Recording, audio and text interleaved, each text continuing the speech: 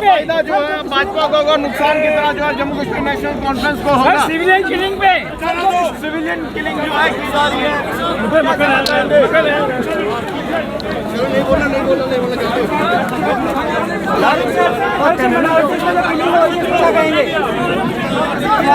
Chair बनाओ जो minorities पे तैयार नहीं है, फोन उठाने के लिए तैयार नहीं है। क्या बनाया? हमारी लड़ाई महाराजा हरि सिंह के खिलाफ नहीं, नेशनल कॉन्फ्रेंस की लड़ाई कि लोगों को जो वोट का हक है वो दो, तुम रो राजा, मगर लोग क्या मुंह में वही लड़ाई। ये जो पर्ची आज तो आप बटन दबाते हो, तो कभी भूलना नहीं, ये सारे हिजों ने फांसी दी।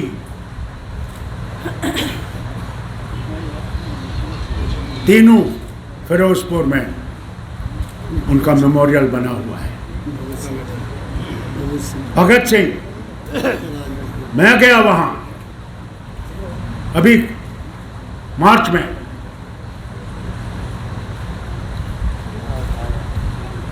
उन्होंने जवाहरलाल को नहीं देखा हिंदुस्तान को आजाद देखते हुए, मगर कुर्बानी दी उस डायर के खिलाफ जिसने जलियांवाला बाग का किस्सा किया था।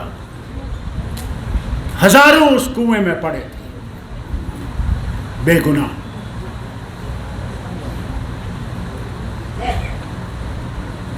कभी भूलिए मत, ये देश आपको आसानी से नहीं मिला है, ये देश आपको उस खून से मिला है जिसकी कुर्बानी, इसके लिए अंग्रेजों को यहाँ से भागना पड़ा। आज आप पे जिम्मेवारी है, आज आप पे जिम्मेवारी है, इस मीडिया पे और आप पे। अगर इस भारत को मजबूत करना है तो सच्चाई का दामन थामिए और सच्चाई से एक दूसरे के साथ भाईचारे में रहिए। जब तक हमारे यहाँ भाईचारा रहेगा कुछ नहीं होगा, मगर जिस दिन भाईचारा खत्म हो जाएगा, हमें अंदर का खतरा है, मुझे पाकिस्तान या चीन का खतरा नहीं है, वो कुछ नहीं कर सकेंगे जब तक हम मजबूत हैं अंदर। इसलिए उस भाईचारे को पकड़िए और इस जमात को मजबूत कीजिए। जमात में लोग आते हैं, क्या कोई बड़ी बात नहीं,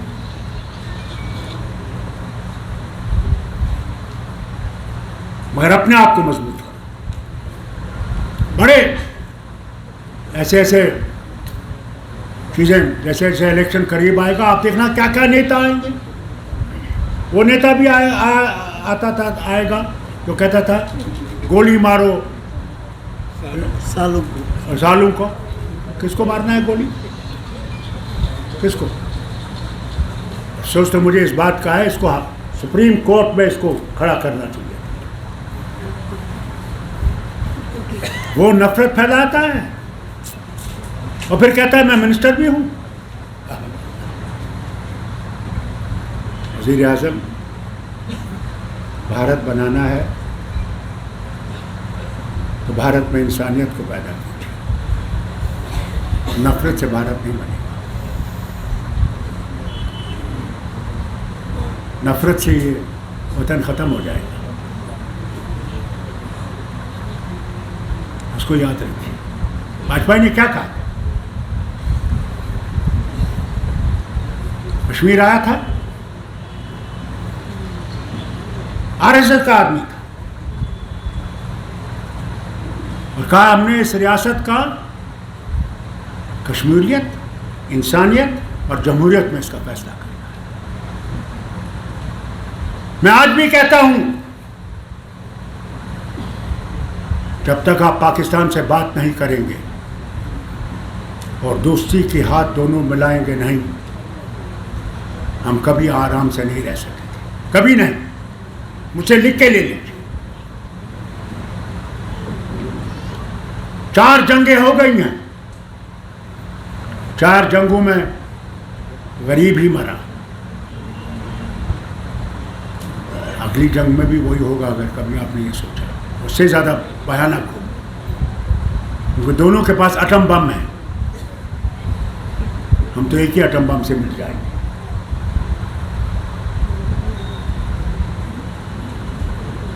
और खुद वाजपेयी ने मेरे सामने कीचवाल में, जहां पाकिस्तान की कश्मीर की सरहद बिल्कुल सामने है, हम पानी का मुआवजा उनको, आज मुझे पता नहीं, जब मेरी हुकूमत थी तब भी देते थे, क्योंकि हम पानी वहां से लेते थे उस इलाके में।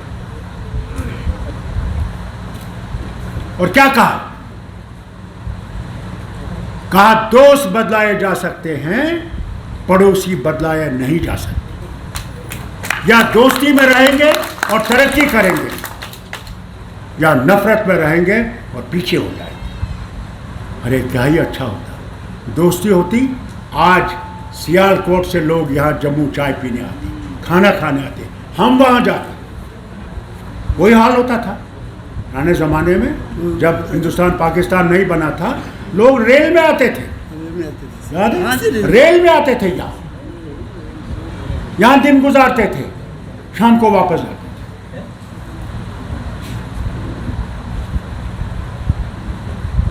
अरे मैंने मेडिकल कॉलेज में जब चौ एन-लाई आता था,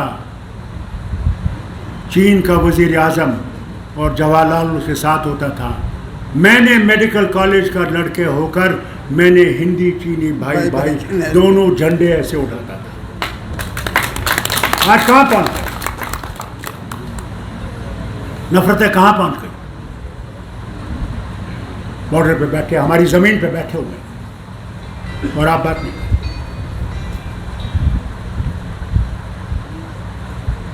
क्या होगी? हम दोस्ती में रहेंगे तो ये जो पैसा हम लोग इन जहाज़ों को और इन टैंकों को और इन चीज़ों को लेते हैं, वो हम अपने किसान को उठाने के लिए लेंगे, उसी गरीबी दूर करने के लिए लेंगे। आज हम लोग 101 नंबर पे पहुंच गए हैं बुखवारी में। सोमालिया के साथ हमारा दर्जा आ गया है, जबकि इंदिरा गांधी के वक्त में ग्रीन रेवोल्यूशन आया था। हम लोग अपने न सिर्फ खुद खाते थे बल्कि दुनिया में बेचते थे अपनी फसल। आज कहाँ पहुँच गए? आप देखें, यही जम्मू, जिसके बारे में वो जम्मू जम्मू जम्मू कहते हैं, पार्लियामेंट में बैठा था, मुझे टेलीफोन आया कि यहां लोग मर रहे हैं, गैस नहीं है, ऑक्सीजन नहीं है। वजीर हर्षवर्धन साहब हेल्थ मिनिस्टर थे, वो बोल रहे थे। मैंने कहा मैं माफ़ी मांगता हूं आपको इंटरप्ट करने के लिए, मगर मेरी बात सुन लीजिए। मैंने कहा हमारा दारुल खिलाफा सर्दी का जम्मू, उसके अस्पताल में ऑक्सीजन नहीं है। जहाँ ये आप बड़ी बड़ी तकरीरें कर रहे हैं, वहाँ लोग मर रहे हैं।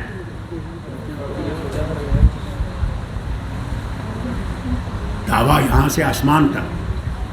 हम लोगों के पास वैक्सीन नहीं, हम दुनिया को बेच रहे हैं। पहले यार अपना घर बचाओ, फिर दुनिया देखो। अपना घर तो आग में लगा हुआ है और हम लोग बम गाड़ी लेकर दूसरे मुल्क के घर के बचाने की कोशिश कर रहे हैं।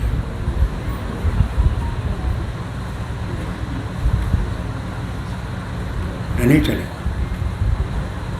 इससे बाज आए।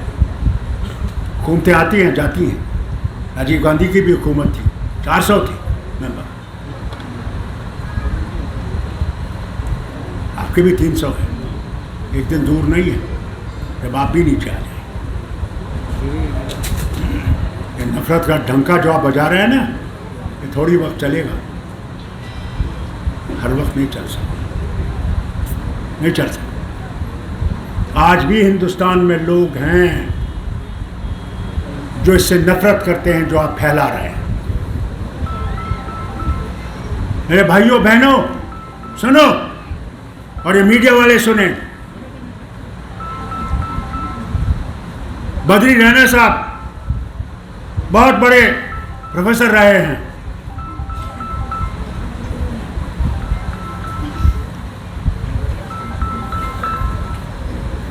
इनको आराम नहीं आता, इनको आराम नहीं आता।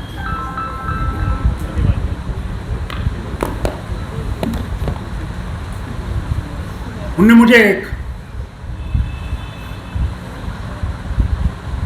मैसेज भेजी, सुनिए आप भी।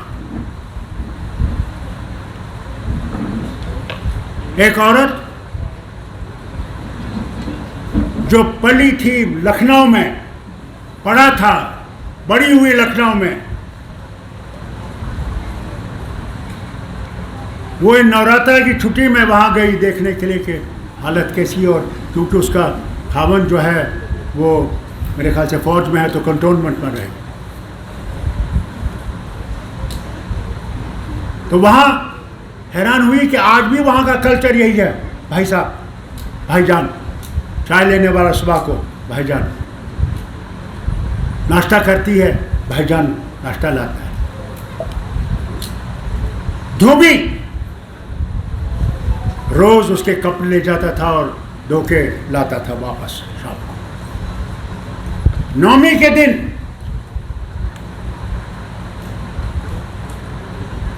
धोबी नहीं आया तो उसने पूछा, टेलीफोन किया धोबी को, आप क्यों नहीं आए हमारे कपड़े लेकर? उसने कहा जनाब आज नौमी है तो मेरी छोटी बेटी 7 साल की है, वो इन घरों में जाती है जहाँ मैं कपड़े धोता हूँ, और इसको उस दिन वो भगवती का रूप देते हैं और उसकी पूजा करते हैं। याद भी होता है, कन्या पूजा, कन्या पूजा होती है, तो इसकी पूजा होती है, इसलिए हमें देर लग गई आपके यहाँ आने में। उसने कहा ये कौन है? उसने कहा यही वो बेटी है मेरी जिसकी कन्या पूजा हुई थी। वो बेटी बड़ी खुश कि उसने आज उसकी पूजा हुई, उसने थोड़े से पैसे भी कमा लिए, बड़ी खुश थी। तो इस औरत ने उससे पूछा, प्रीति ने धोबी से, तुम्हारा नाम क्या है? देखिए हैरानी देखिए, धोबी कहता है मेरा नाम मोहम्मद है। उसका दिल बैठ गया, कहने लगा मुसलमान लड़की की पूजा हो रही है। थोड़ी देर में इसके आंसू आने लगे कि देखो, और कहती है ये उनको मैं कहना चाहता हूं जो ये नफरत फैला रहे हैं, और कहती है आंसू से, आज भी मेरा हिंदुस्तान जिंदा है, आज भी मेरे हिंदुस्तान में नफरत गायब हो। भाई लोगों याद रखो, इस वतन में आज भी इंसानियत है, आज भी लोग हैं जो हिंदू मुसलमान आपस में मोहब्बत करते हैं, और इंशाअल्लाह ये भारत रहेगा, ये मोहब्बत रहेगी। यही चले जाएंगे जो नफरत फैला रहे हैं, यही मर जाएंगे। इससे मैं आपसे कहता हूं, घबराना नहीं, बस अपने भगवान को थामे रखो, अपने अल्लाह को थामे रखो, और उससे ताकत पाओ, वही ताकत देगी। इंशाअल्लाह यह जमात मरेगी नहीं, न मरेगी, न मरी है, न मरी थी। एक ज़माने में नरसिम्हा राव जी की हुकूमत थी तो कहते थे फारूक अब्दुल्ला की हुकूमत, तो वो जो नेशनल कौन वो तो मर गए। कहा है नेशनल मैं विलायत गया, मुझे लोग विलायत भेजे, फारूक साहब आइए, तशरीफ लाइए, हमें किसी से बचाने वाला तो वो था। आज भी आपसे कहता हूं, जम्मू कश्मीर बचेगा नेशनल कॉन्फ्रेंस की मेहरबानी से, नहीं तो नहीं। मारो कमजोर, तुम जितना मार सकते हो। बीजेपी वालों, आरएस वालों, मारो नारे जितने तुम मार सकते हो।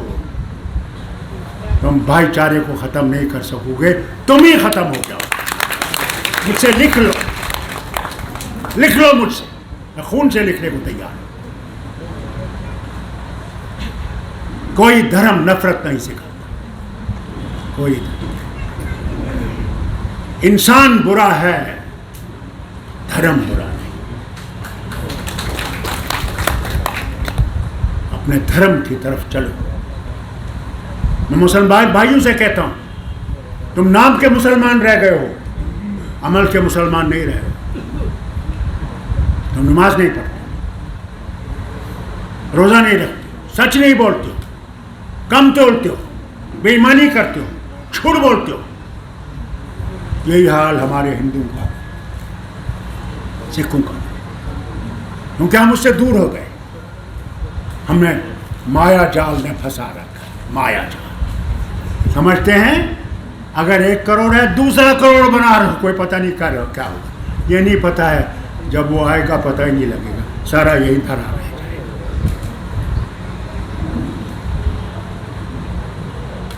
और मीडिया मेरे सामने, मैं आपसे एक बात कहना चाहता हूँ। अभी हमारे पिछले गवर्नर ने, सतपाल मलिक साहब ने, झुंझुनू राजस्थान में कहा है कि फारूक अब्दुल्ला और उमर अब्दुल्ला के पास जो है रोशनी स्कीम, मैं उसको चैलेंज करता हूँ। कहता हूँ ज़रा आइए मेरे सामने। हाँ, क्या बोल रहे हो? मैंने 3 इलेक्शन इसके लिए भी लड़े हैं यूपी में। और झूठ बोलता है। पहले तो हम सबको झूठ बोला कि 370 जाएगा ही नहीं, सवाल ही नहीं, सही है। फिर कहता नहीं, मुझे वज़ीर आज़म ने कहा था 35 से जाएगा, 370 रहेगा। ये भी आपने सुना होगा। और आज झुंझुनू में जाके बात, अरे आज जम्मू कश्मीर में आके बात कर, मेरे सामने बात कर, मैं भी तुम्हें जवाब दूँ। अफसोस तो है ना, तुम गवर्नरी से उतरो, तब मैं तुम्हें बताऊँ। और गवर्नरी ज़्यादा देर रहेगी नहीं, वो भी चली जाएगी। फिर क्या करो? इसलिए ये झूठ बोलना छोड़ दो।